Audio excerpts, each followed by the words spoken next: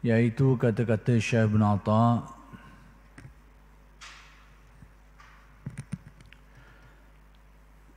kama la yuhibbul amal al-mushtaraka kadzalika la yuhibbul qalba al-mushtaraka. Al-amalul mushtaraku la yaqbaluhu wal qalbul mushtaraku la yuqbilu alaihi. Sebagaimana Allah tidak menerima amal yang dipersekutukan dengan lainnya, demikian pula Allah tidak suka pada hati yang bersekutu. Amal perbuatan yang dipersekutukan kepada sesuatu selain Allah tidak akan diterima oleh Allah. Dan hati yang bersekutu tidak menghadap kepadanya, yakni kepada Allah. Menerusi kalam hikmat Syekh Ibn Atha yang ke-216 ini, Syekh Ibn Atha ingin menjelaskan konsep syirik.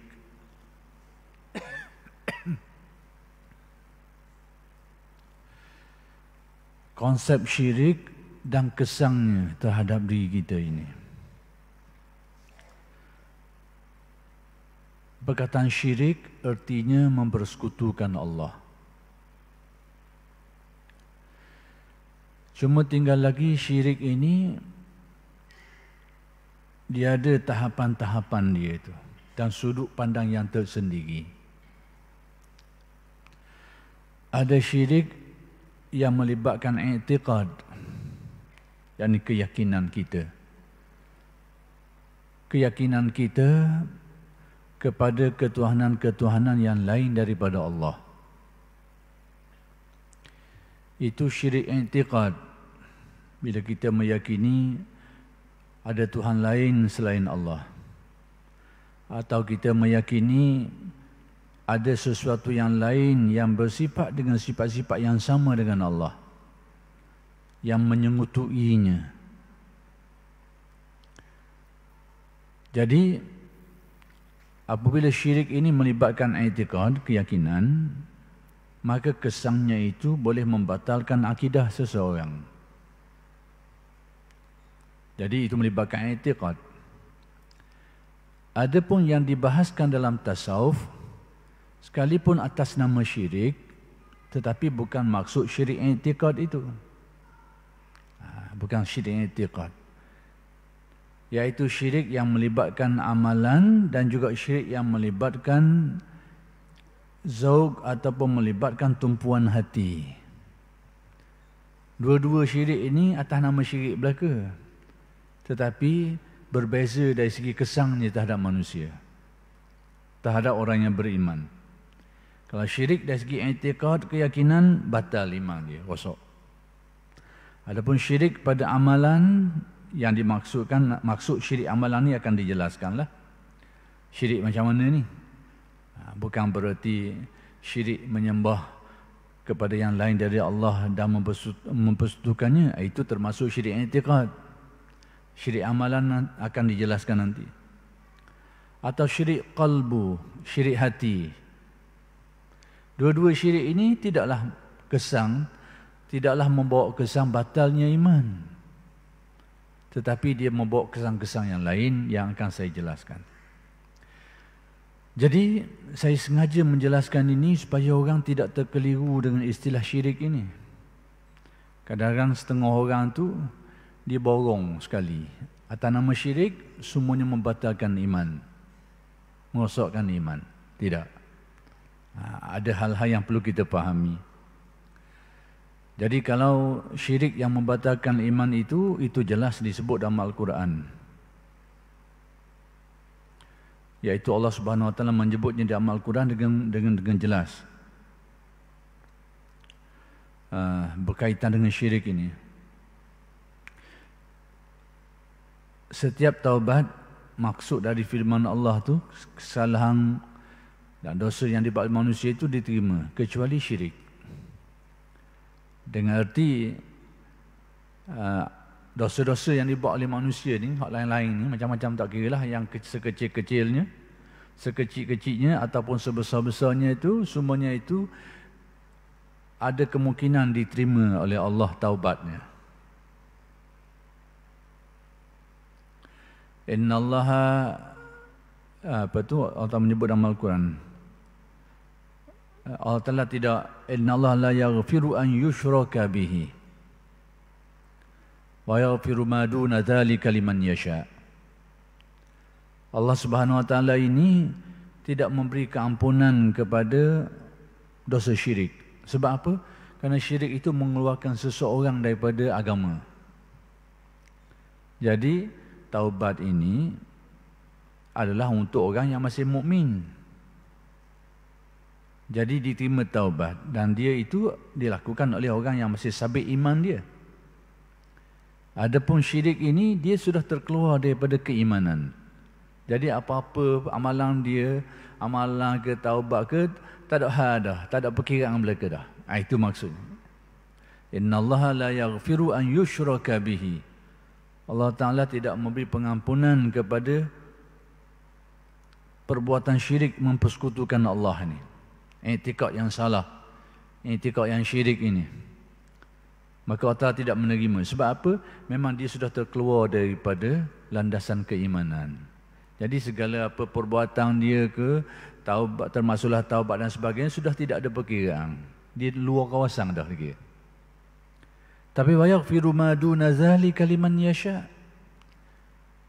Tetapi dia memberi pengampunan kepada yang lain daripada syirik itu. Tak kiralah dosa besar mana, sekecil-kecilnya, dosa kecil ataupun dosa sebesar-besarnya. Dosa membunuh, dosa merampok, dan berzina, dan macam-macam lagi lah dosa-dosa yang besar-besar tu. Semua itu masih termasuk dalam ruang diampuni oleh Allah sekiranya seseorang itu bertaubat. Liman yasha, bagi orang-orang yang Allah Ta'ala kehendaki. Jadi yang saya nak jelaskan bahawa tentang syirik ini, dalam masalah i'tiqad, memang dia membatalkan iman dan menjadikan seseorang itu terkeluar dari golongan seorang mukmin. Jadi segala apa amalan dia, termasuklah taubatnya, sudah tidak terpakai sebab dia sudah di luar kawasan.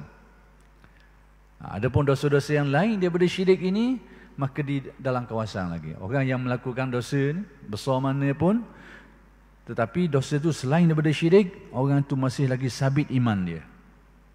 Sabit iman dia. Dan kalau dia bertaubat, Allah Ta'ala terima bagi orang yang dikedaki oleh Allah Subhanahu Wa Ta'ala. Sebab apa? Dia masih lagi dalam lingkungan orang-orang yang beriman. Masih lagi dalam kelompok mukmin ataupun muslim mukmin. Masih lagi. Jadi yang saya nak jelaskan, syirik dalam masalah i'tikad ini membatalkan iman dan mengeluarkan seseorang daripada kelompok orang-orang yang beriman kepada Allah Subhanahu Wa Ta'ala. Tetapi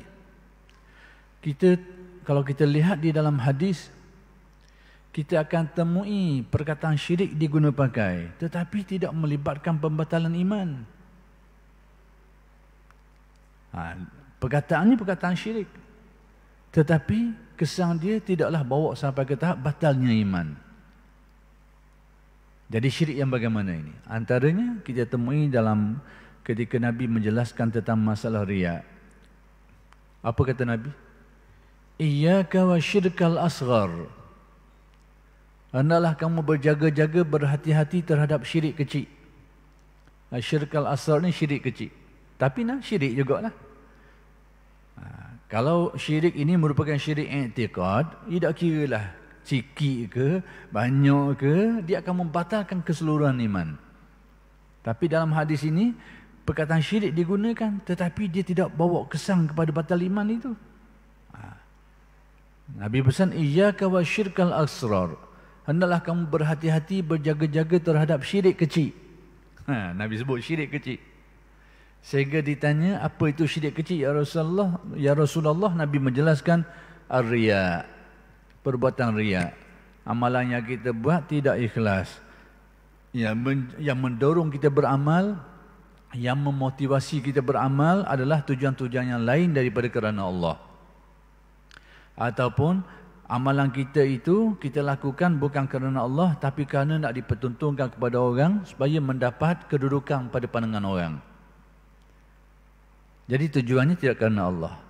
Jadi ini juga melibatkan syirik. Tetapi syirik ini tidaklah membawa kepada batalnya iman, tetapi membawa kepada batalnya pahala amalan tu. Jadi saya nak bezakan supaya jangan kita terkeliru bila sebut nama syirik ya, semuanya akan mengakibatkan batal iman. Jadi kalau kita tak faham konsep-konsep ni, kita jumpa hadis tadi kau, Allah padang syirik semua aku ni. Mungkin dia teringat zaman-zaman lama, mungkin dia banyak beramal kerana riak. Dia fikir hari-hari aku dulu ni batal iman aku. Kenapa? Kerana aku telah melakukan syirik kecil ni, iaitu riak. Ini salah faham, keliru. Kekeliruan yang nyata. Itu tujuan saya jelaskan supaya bezakan antara syirik i'tiqad dengan syirik yang lain. Dan inilah yang dibicarakan oleh Syekh Ibn Atta'. Yang sedang dibicarakan oleh Syekh Ibn Atta' dalam kalam hikmat yang ke-216 ini, sekalipun berkait dengan persoalan syirik, tetapi dia tidak melibatkan syirik i'tiqad. Dia melibatkan syirik yang lain daripada i'tiqad itu. Maka kata Syekh Ibn Atta', tengok balik pada kalam Syekh Ibn Atta'. Kama la yuhibbul amal al-mushtaraka, sebagaimana Allah Ta'ala ni tidak suka kepada amalan yang disyirikkan. Yang orang yang beramal, yang mana amalannya itu ada tujuan-tujuan yang lain.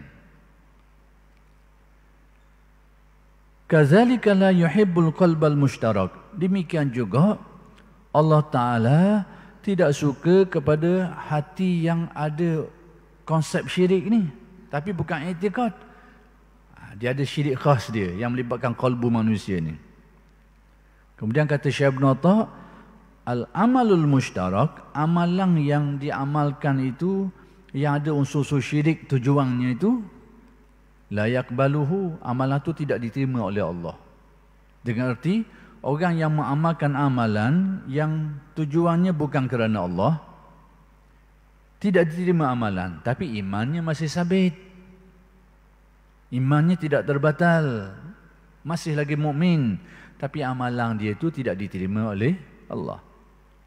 Wal qalbul mushtarak, adapun hati yang syirik pula ni, la yuqbilu alaihi, tidak dapatlah menghadap, bertawajuh sehingga membuahkan makrifat terhadap Allah yang akan saya terangkan.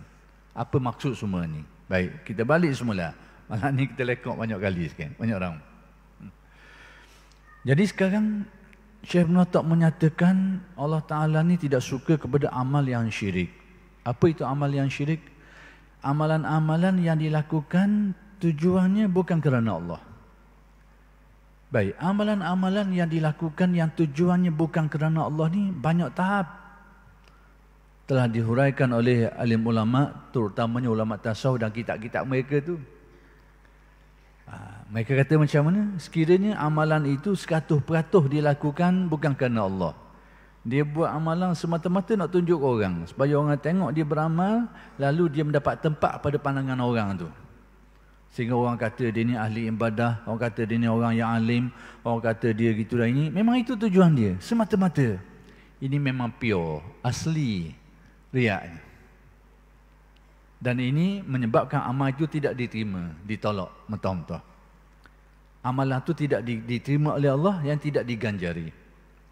Cuma bagaimana dengan amalan yang capu, separuh-separuh? Kita tengok dari segi amalan dulu. Jadi sekarang yang kita bahaskan bukan syirik pada i'tiqad, tapi syirik pada amalan, pada niat dan tujuan.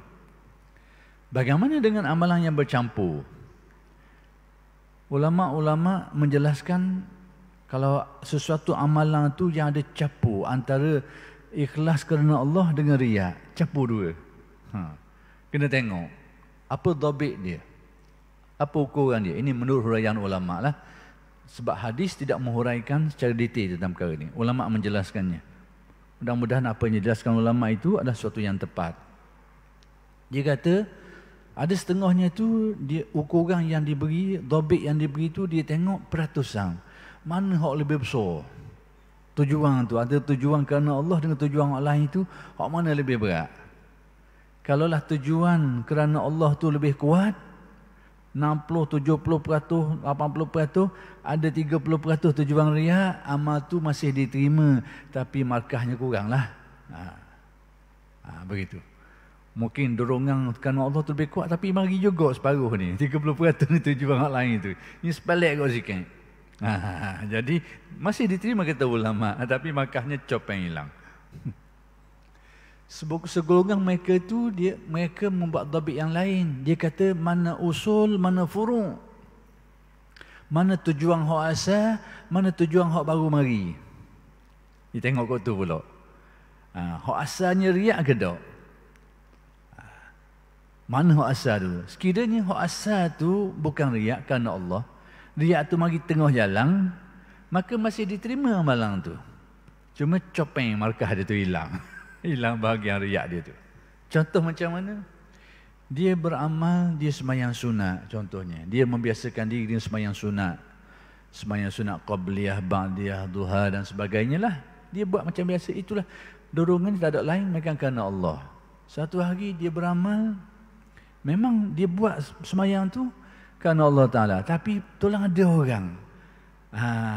Ada orang lalu mari tambah dalam hati dia tu niat lain sikit, supaya orang tu tengok, tahu dia buat benda ni.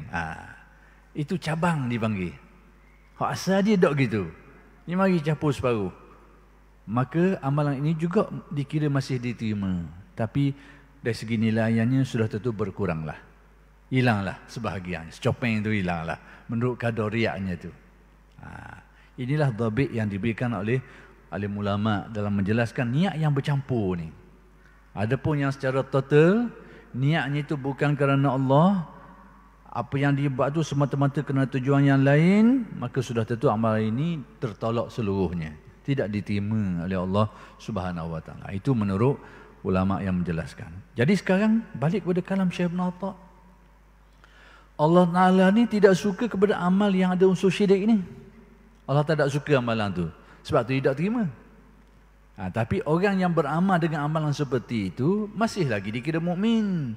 Jangan kata dia tidak beriman pula sebab dia beramal dengan amalan syirik ini. Kerana syirik ini syirik tujuan amal tu, bukan syirik i'tiqadnya. Dia masih lagi mukmin.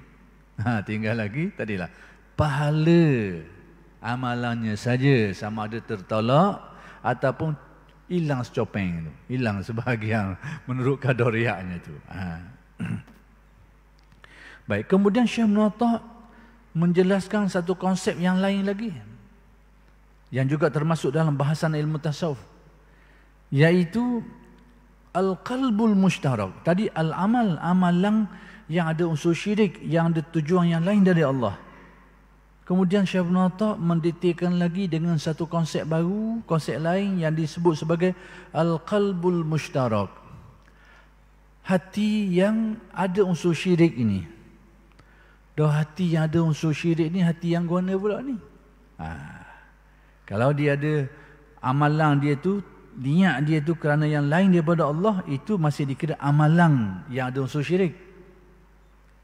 Amalan yang ada niat syirik, iaitu amalan riak yang nak ditunjukkan kepada yang lain, maka dikatakan amalan itu yang ada unsur syiriknya. Hati yang syirik ni pula guana pula ni. Adapun hati yang syirik ini, dia tak ada hak dua yang saya sebut tadi tu. Dia tak ada syirik i'tiqad, memang tak ada lah. Syirik amalan tak ada lah. Dengan erti i'tiqad ni tak ada unsur syirik. Amalan dia pula tidak ada unsur syirik. Yakni tidak ada niat-niat yang lain kerana Allah Ta'ala. Memang kerana Allah. Tapi kalbu dia ada syirik. Guana ni. Iaitu apabila ingatan dia tu banyak teringat kepada benda-benda lain, terpaut pada benda-benda lain, itu dikatakan sebagai qalbu yang mushtarak.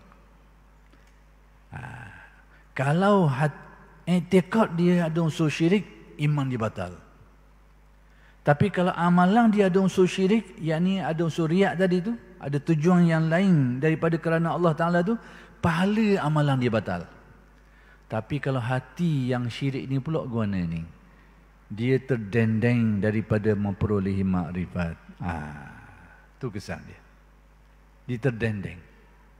Terdendeng daripada memperolehi makrifat yang dalam terhadap Allah Subhanahu wa taala. Jadi demikianlah Syekh Ibn Atta' nak menjelaskan kepada kita. Sebab tu Syekh Ibn Atta' kata al-amalul mushtarak, amalan yang ada unsur syirik, yakni dengan erti amalan yang riak, amalan yang dilakukan tujuannya bukan kerana Allah, maka kesan dia pahala ganjaran amal itu tertolak, tidak diterima oleh Allah. Tapi dia masih lagi mukmin. Bukan berarti batal iman dia, masih lagi mukmin. Kerana syirik ini bukan syirik i'tiqad, syirik pada tujuan amal. Baik. Demikian juga orang yang beramal yang amalannya tidak ada unsur syirik, yakni tidak ada tujuan yang lain dari Allah. Dia amalkan itu memang kerana Allah, tidak ada tujuan-tujuan yang lain dari Allah. Tapi tawajuh hatinya dia tarik ke lain banyak. Duk pandang ke makhluk, pandang tujuannya tak ada tujuan lain, dia beramal semata-mata kerana Allah. Tapi tumpuan hati dia tu yang lari ke lain, anyuk ke lain, tak menghadap ingatannya kepada Allah yang Maha Esa, tak menghadap ke situ. Maka kalau itu dari segi tasawuf disebut hati yang syirik. Dan hati yang syirik ini tidak membatalkan amal, tidak membatalkan tidak membatalkan iman macam tadilah. Demikian juga tidak membatalkan pahala amal, diterima amalan dia itu. Tetapi kesan dia dari segi bagaimana kesannya terhadap kebersihan hati dia itu, kejernihan hati dia itu, terbukanya hijab hatinya itu sehingga membawa kepada makrifat yang dalam. Hak tu dah terhalang dia kerana adanya hak jenis ketiga ni, hati yang syirik ni, hati yang pandang ke lain, yang memandang kepada sesuatu yang lain daripada Allah. Hati dia tu. Jadi kedua-dua hak ni amal yang ada makna syirik, hati yang ada makna syirik, dua-dua ni tidaklah melibatkan batalnya iman. Jangan tersalah. Dia tidak membawa batalnya iman, tetapi dia membawa kepada kalau amalan tu ada unsur-unsur syirik tadi tu, yakni niat-niat dan tujuan yang lain dari Allah, batal pahala dia. Adapun hati yang ada unsur syirik, hati yang banyak berpaut melihat kepada yang lain ni, melihat kepada yang lain daripada Allah Subhanahu Wa Taala ni, maka hati ini terdendeng daripada makrifat. Baik, yang saya nak jelaskan sikit lagi tentang hati yang syirik ini. Kalau amal yang syirik jelas, i'tiqad yang syirik, keyakinan dia tak betul dah. Dia yakin ada Tuhan selain Allah. Dia yakin bahawa selain daripada Allah Ta'ala tu ada sifat-sifat yang seumpama dengan Allah dan sebagainya. Itu syirik i'tiqad, batal iman. Syirik amalan ini bila dia beramal tujuan dia bukan kerana Allah, syirik amalan. Syirik kalbu ni macam mana? Kalbu yang syirik ini, iaitu pautang hati dia tu kepada yang lain daripada Allah. Guana, dia yakin Allah Ta'ala tu maha kuasa contoh. Dia yakin Allah Ta'ala tu maha kuasa, maha berkehendak menentukan sesuatu. Tetapi pautang hati dia tu kuat bergantung pada sebab musabab. Ikatan dia tu. Tapi keyakinan i'tiqad dia tetap sama, bahawa tidak ada yang maha kuasa melainkan Allah. Tidak ada yang menentukan segala kejadian melainkan Allah. Itu memang asas keyakinan dia. Tapi perasaan dia banyak paut. Ni beza sikit antara i'tiqad dengan perasaan. Sini kadang-kadang kalau orang tak nak beza, dia jadi semabur ni, semabur. I'tiqad tu keyakinan dalam hati kita bahawa tidak ada yang maha kuasa melainkan Allah. Antaranya, tidak ada yang menentukan segala kejadian melainkan Allah. Itu i'tiqad kita. Tapi dalam perasaan kita, hati kita kadang-kadang banyak paut pada sebab. Contoh macam mana? Kita tahu bahawa hidup mati ini adalah semata-mata dengan kehendak dan kekuasaan Allah. Itu menjadi keyakinan kita dan kita tidak ragu benda itu. Tapi antara sebab-sebab kematian ini, antara banyak sebab lah kematian ni. Antaranya tak cukup obat, kurang obat, ataupun dengan sebab itu, sebab ini, sebab dia tu. Dalam keyakinan i'tikad kita, kita yakin bahawa hidup mati semata-mata kehendak Allah, kekuasaan Allah. Tapi hati kita ni bila obat tak ada, kita rasa pusing. Kita rasa susah hati. Sekalipun kita ada keyakinan hidup mati memang dia kehendak dia, tapi hati kita kuat juga paut dengan obat. Tapi kita tetap tidak meyakini obat tu boleh menyebab, tak ada obat boleh menyebabkan kematian. Tak juga. Tapi paut tu kuat sikit. Tak ada tu gelisah juga kita. Tak ada tu pusing juga kita. Itu tanda hati kita melihat kepada yang lain dari Allah. Yang ini tidak membatalkan iman. Jangan kata batal iman pula ni. Tetapi mendendeng kita daripada makrifat. Inilah yang disebut oleh Syekh Ibn Atta sebagai qalbul mushtarak. Hati yang syirik. Bukan berarti hati yang beriktikad syirik. Tidak. Hati yang banyak paut kepada sebab-musabab yang lain daripada Allah. Tapi bukan meyakininya. Tapi paut tu. Nak kata apa? Ini melibatkan perasaan. Contoh dalam bab rezeki. Kita semua yakin antara tauhid yang menjadi keyakinan kita termasuk dalam pengertian la ilaha illallah. Antara makna-maknanya bahawa tidak ada yang memberi rezeki melainkan Allah. Maksudnya orang dapat rezeki ke tak dapat rezeki je, itu memang semata-mata kerja Allah. Orang ni dapat banyak, orang ni dapat sikit, semua itu merupakan kerja Allah Ta'ala yang memberi rezeki. Tetapi rezeki ni ada sebab-sebab dia. Sebab-sebab dia ni. Sebab-sebab rezeki ni banyaklah. Antaranya boleh projek, antaranya boleh kerja, antaranya orang beri, antaranya boleh harta saka, antaranya temu harta karung. Macam-macam cara sebab orang jadi dapat rezeki ni. Kadang-kadang orang beri. Jadi bermacam-macam sebab. Tetapi kita ni dalam keyakinan tetap sama, bahawa tidak ada yang memberi rezeki melainkan Allah. Cuma tinggal lagi bila hati kita ni tanda berpaut pada sebab musabab ni, bila kita tengok sebab-sebab rezeki itu tak ada, kita jadi susah hati. Kita jadi gelisah, susah hati. Itu tanda hati kita melihat kepada yang lain daripada Allah.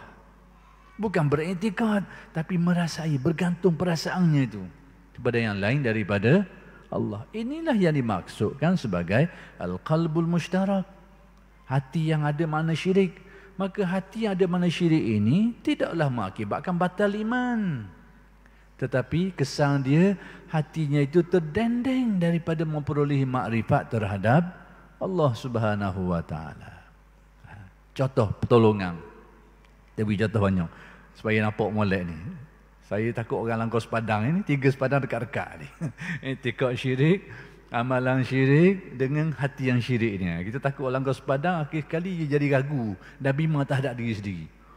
Allah, dia fikir mana ni aku bila tak ada rezeki ni, susah hati ni, syirik dah aku padang dah batal iman. Kita takut dia terbabah kita dalam situ. Akhir sekali dia ragu terhadap iman dia sendiri. Ini berbahaya. Seseorang mukmin yang ragu terhadap keyakinan dia sendiri, itu berbahaya.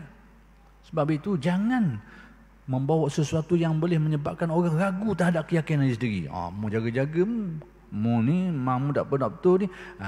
Akhir-akhir orang takut dan dia ragu terhadap iman dia sendiri. Jangan. Berbahaya.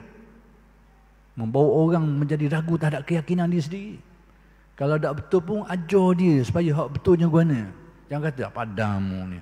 Nanti kau mu ni tak apa kena. Akhir-akhir orang tu takut, dia sendiri ragu terhadap keyakinan dia sendiri. Tutup lubang ini. Berbahaya. Jadi sekarang contoh yang lain, pertolongan. Kita yakin dalam keyakinan tauhid kita, termasuk dalam pengertian kalimat tauhid la ilaha illallah, bahawa tidak ada yang menolong melainkan Allah. Termasuk dalam al-asma'ul husna, yakni sebahagian dari perbuatan Allah. Kalau kita klasifikasi dia, benda tu duduk bawah perbuatan Allah, menolong ni. Tapi semua itu dia akan pergi di bawah kudrat dan iradat dia lah. Tapi dari segi pembahagian tauhid, dia letak bawah tauhid af'al, mengesahkan Allah pada perbuatannya, iaitu menolong hamba-hambanya. Jadi menjadi keyakinan tauhid kita bahawa tidak dapat menolong melainkan Allah. Tak kira lah apa saja, tolong kita dalam kesusahan, tolong kita dalam urusan tu, urusan ni macam-macam lah. Bahawa hakikatnya tidak ada yang dapat menolong ini melainkan Allah Subhanahu Wa Taala. Itu keyakinan akidah kita. Tetapi pertolongan ini datang melalui sebab-sebabnya. Sebab-sebab pertolongan ni banyak. Macam kita nak lemah. Kita tahu yang dapat menyelamatkan kita daripada mati lemah ni ataupun daripada binatang buah ni semata-mata Allah. Tapi sebab-sebabnya ada. Bila orang nak lemah ni sebabnya apa benda? Kita panggil orang, orang dengar. Tolong, tolong, orang dengar. Lepas tu orang mari tolong kita. Itu sebab kepada selamatnya dia. Sebab kepada pertolongan sehingga dia selamat daripada mati lemas. Jadi sebab dia apa benda? Ada orang dah dengar dia panggil. Sekarang bila kejadian tu berlaku, sebab-musabab ni tak ada. Seorang diri nak lemah ni mana ni? Dalam keyakinan tauhid ini tetap sama. Tak ragu bahawa tidak ada yang dapat memberi pertolongan melainkan Allah. Tauhidnya. Itu termasuk dalam huraian kalimah la ilaha illallah. Tetapi bila dalam keadaan tadak ni, tengok orang tadak, seorang panggil orang dengar ni, dia rasa cemah. Cemah. Itu maksudnya hatinya melihat kepada yang lain daripada Allah. Itulah maksudnya hatinya itu qalbul mushtarak, hati yang ada makna syirik. Tapi yang ini tidak membatalkan iman. Kerana keyakinan dia itu kalau tanya siapa yang dapat menolong, dia akan jawab, tetap dia akan jawab, tidak ada yang dapat menolong melainkan Allah. Itu akidah dia, tauhid dia. Tapi perasaan dia tak siku, perasaan dia. Jadi perasaan tak siku ni lah orang panggil al-qalbul mushtarak. Hati yang ada makna syirik. Yang ini tak membatalkan akidah dia, tetapi mendendeng dirinya daripada makrifat terhadap Allah. Biar faham. Jadi kita kesimpulan mudahnya, apa yang Syekh Ibn Atta' nak beritahu kita pada malam ini, bahawa pertama sekali Allah Ta'ala tak suka kepada amalan yang ada unsur syirik. Amalan apa yang ada unsur syirik? Amalan yang dibuat kerana tujuan-tujuan yang lain, tidak kerana Allah Ta'ala. Bila Allah Ta'ala tak suka, apa kesan amalan seperti ini, maka tidak diterima oleh Allah, tertolak. Bukan batalnya iman. Demikian juga yang kedua, kata Syekh Ibn Atta', Allah Ta'ala tidak suka kepada hati yang syirik. Hati yang syirik, hati yang bagaimana? Hati yang berpaut perasaan dia tu kepada yang lain. Bukan beriktikadnya, tapi perasaannya tu berpaut banyak kepada sesuatu yang lain daripada Allah. Maka hati seperti ini dinamakan hati yang syirik. Bukan kerana iktikadnya syirik, tapi perasaan dia tu. Perasaan dia itu banyak berpaut pada sesuatu yang lain daripada Allah. Maka hati ini dinamakan hati yang syirik. Maka hati yang syirik ini tidaklah membawa kepada kesan batalnya iktikad dia tu, tetapi membawa kesan kepada terdendeng, terhalang daripada memperoleh makrifat yang benar terhadap Allah Subhanahu Wa Taala. Dua-dua ni tidak disukai oleh Allah. Amal yang syirik, demikian juga hati yang syirik. Jadi kita kena faham molek, terutamanya hati yang syirik ini. Kalau tak faham molek kau, akhir sekali kita keliru. Bila kita keliru, kita akan menyangka ataupun beranggapan kita ni sentiasa berada dalam kesyirikan semua, batal iman semua. Dan ini adalah perkara tidak baik dalam keimanan dan keyakinan seseorang.